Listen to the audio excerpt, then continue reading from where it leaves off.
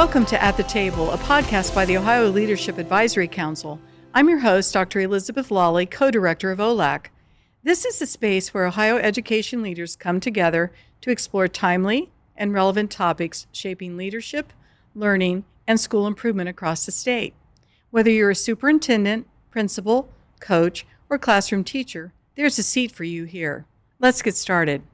Today's podcast features Dr. Jim Gay, longtime superintendent and OLAC project coordinator, and we're going to be talking about assessment tools. Dr. Gay, whenever you started out as an administrator, we were working diligently back in that time period, trying to make sure that we were doing data teams and assessments and making sure we were making the right decisions. Can you talk a little bit about the struggle to be able to make the right decisions, because we didn't necessarily have the right tools at the time when both you and I started our administrative careers? It was certainly different, and things have changed quite a bit. I was an administrator starting in '93, and this doesn't have anything to do with assessment initially, but when teachers wanted help in a particular area based on feedback either they got from their classroom students or feedback from me, they'd say, well, where can I get help in this particular area?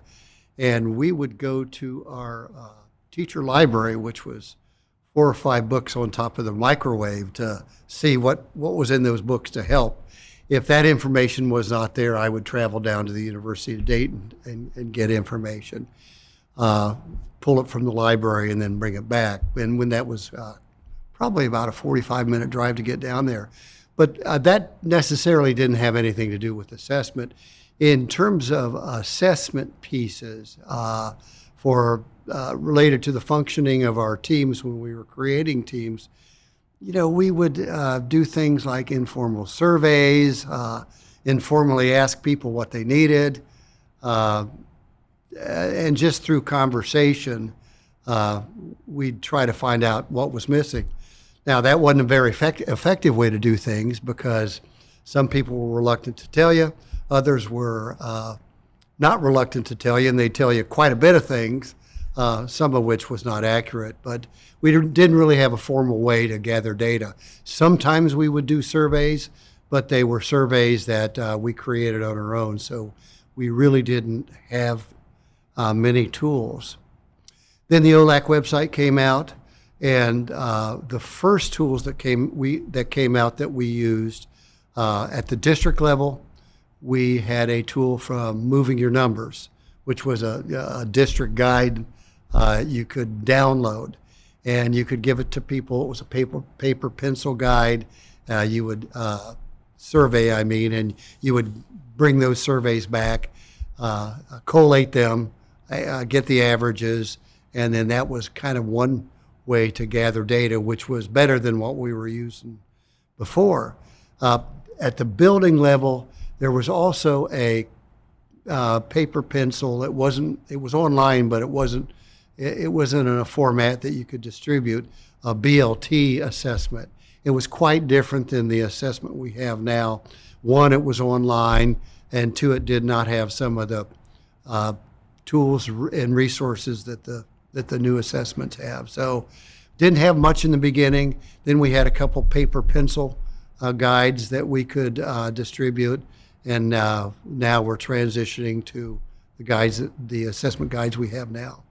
I remember as a young administrator with so much data coming at us all the time. It was just a constant data flow to us, and I just remember how inefficient I was as an administrator, because I didn't have good tools to help me figure out what data was important, to figure out really was my building team, we called it a consensus team before OLAC came out, was my consensus team really making the right decisions based upon the right data, making sure that we were moving the building where we needed to move the building.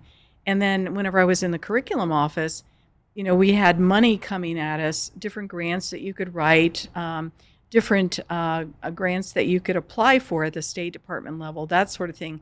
And I never had a way to really, as a curriculum person, really judge whether or not that grant was truly as effective as it should be. And if we wanted to sustain it with district money, if I could argue that. And I think those types of tools are very necessary and needed in an environment whenever you're trying to make data decisions, decisions based on the data that you have at hand. But if you don't have quality data and you don't have quality tools to make sure that you're inputting that data in the right way, then you kind of just run around and spend lots of money, lots of time, effort, and energy, and not really see those results. And I know that in OLAC, there are several assessment tools besides the assessment modules that we have for teachers and administrators. We have some classroom-based assessment modules that are very good that people can use. There are some assessments that districts can use and then buildings can use. Could you talk about each one of those assessments and kind of give us the rundown of what those are for, how do we use them, why would we want to use them? Yeah, there are 3 nice assessments that we have on the OLAC website now, and they're a lot more friendlier in terms of us gathering data. The 3 are, there's what we call the OSAT, the Ohio Sustainability Assessment Tool. And basically that's used for grant purposes. Typically a district will get a grant coming in, and it'll be a multiple year grant, maybe 3 or 4 years. And if you think that the grant is making a difference, you want to find a way to keep it going after the money's gone, because the money does go away. And you do want to keep those practices going if it does help kids and it helps faculty and staff do a better job with kids. So we do have the OSAT. That is a online tool. It's a survey. I believe there's about 40 questions in the survey, and it's based on a sustainability tool created by the University of Washington at St. Louis. It targets 8 key areas for sustainability, including partnerships, communication, building networks. There are 8 areas, but there are 40 questions divided over the 8 areas. So what you would do as an administrator of that particular grant is you would send this tool to the folks who are working with you on the grant. They would fill out the tool online, you get the information back, and then you get a score in each of those 8 areas. What you can do after you get that information is you can find out the areas that you're doing well in, look at the areas you're not doing so well in, and over a period of time, try to build those areas you're not doing well in. So what happens if you do that?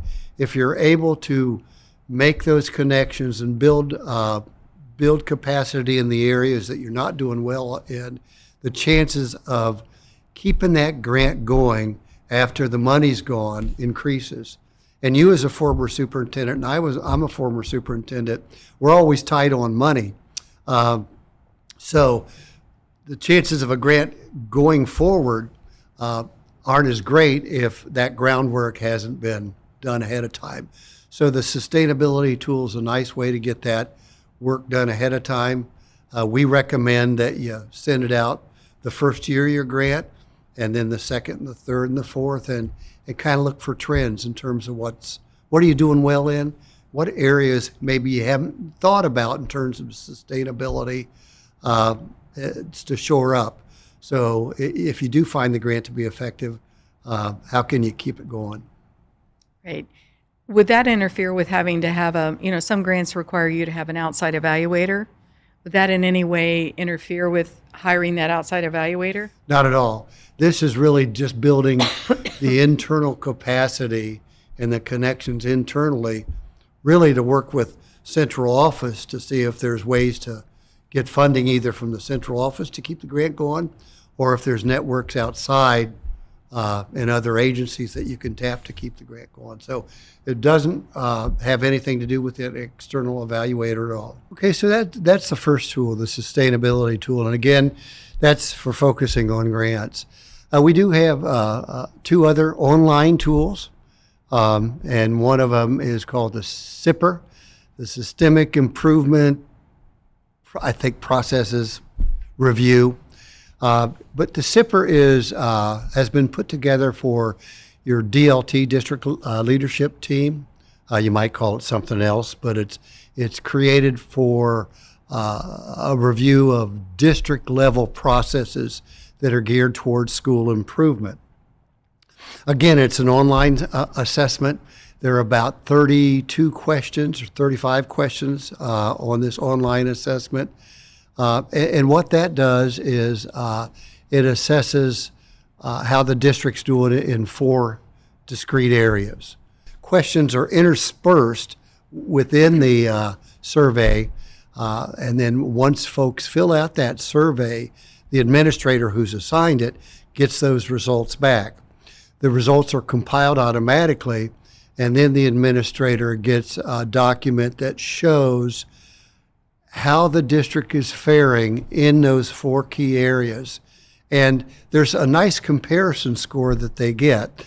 They get a comparison score that's ranked in quadrants.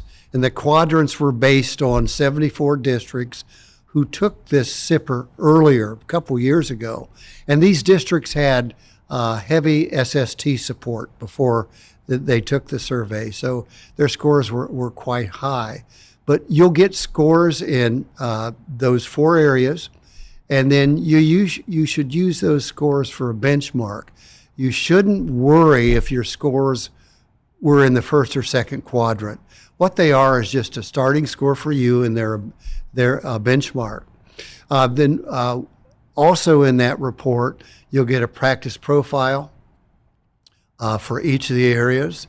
That gives you good information about what are acceptable practices in terms of what's happening in the district in acceptable scale.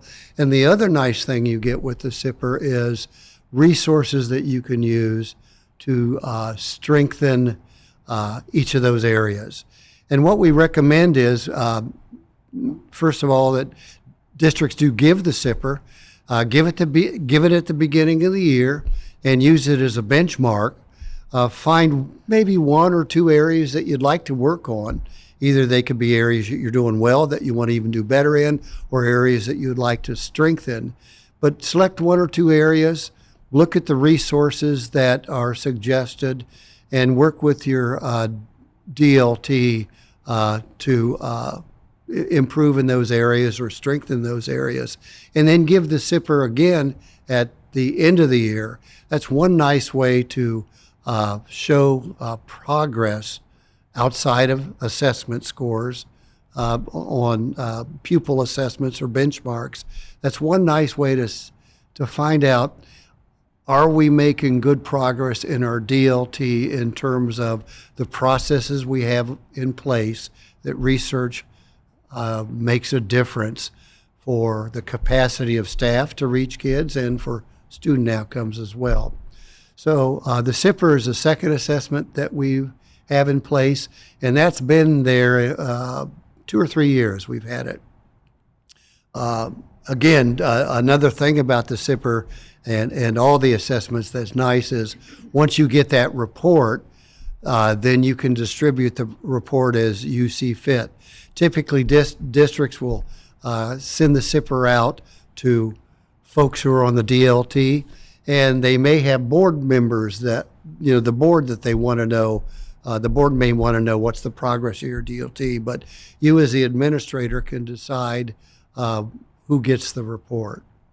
The third report, or the third assessment that we have on, that's the new assessment, is designed for principals, and that's a BLT assessment for your building leadership team.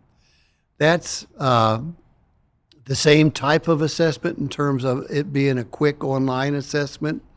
It targets 3 discrete areas that principals need to pay attention to in terms of the function of their BLT.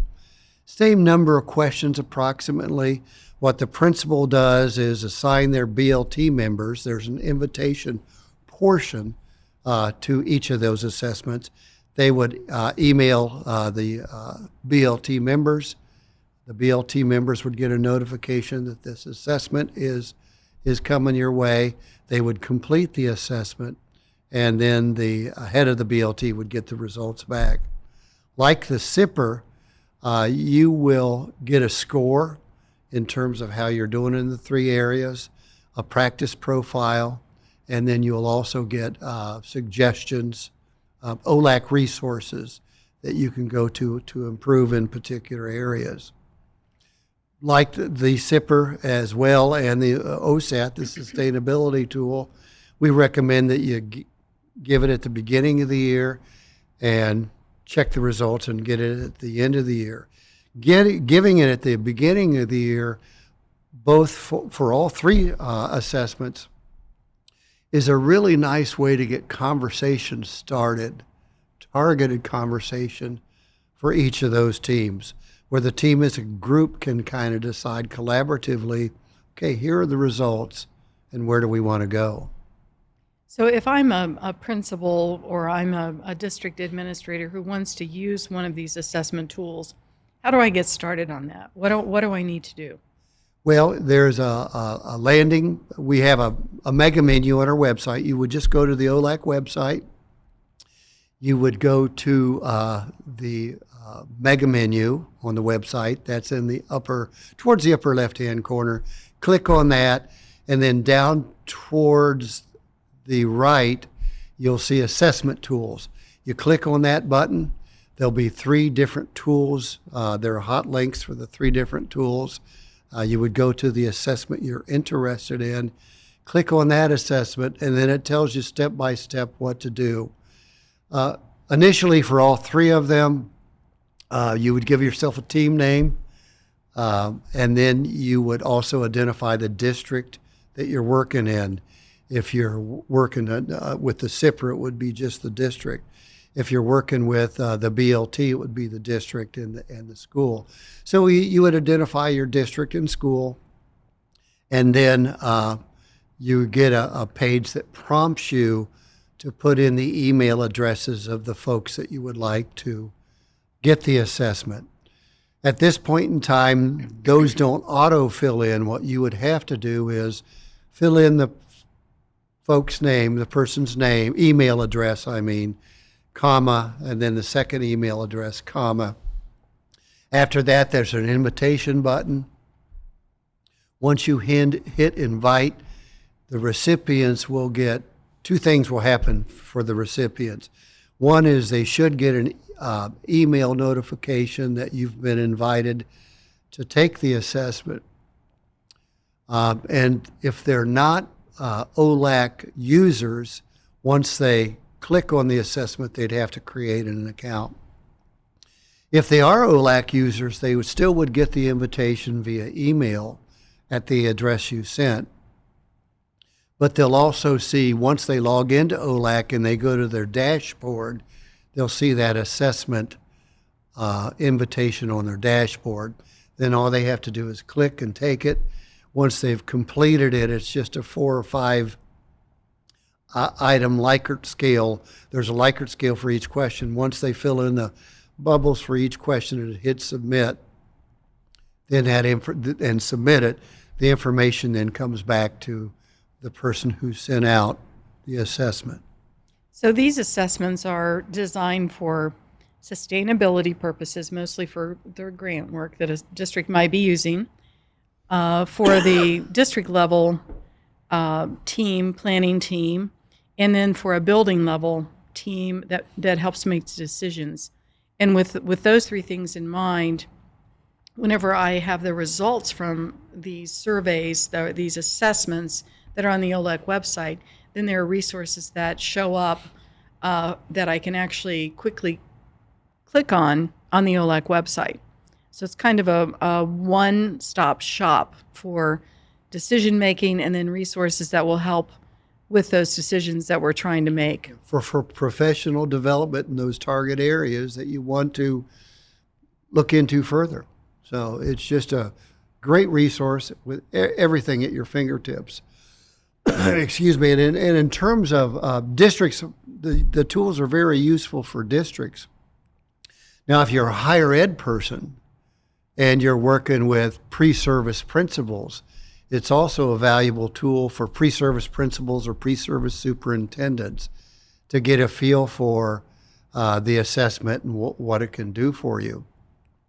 And if you are in the higher ed area, there is when you select district, you can select either higher ed, if you're a instructor at the higher ed. Also, they're constructed in such a way that, let's say you are working in a particular district like Tecumseh Local, but this is a practice one that you're doing for a class at an area university. You still can click on your own district. The results only come back to you. So it will not bother the district level administrator who has that role and responsibility. So those results would come back to you. So at the higher level, you can use it as well. And it's just a nice tool to show aspiring administrators what they can use to help them move the work forward in their district or in their buildings. I use it with the classes I teach as an adjunct. That's a really great resource and really great information. I want to thank you for joining us today, and I want to thank our audience for joining us at the table. I'm Dr. Elizabeth Lolli, and it's been a pleasure to have you with us. If you found today's conversation valuable, be sure to subscribe and share with your colleagues. For more leadership tools and professional learning resources, visit ohioleadership.org. And until next time, keep leading with purpose.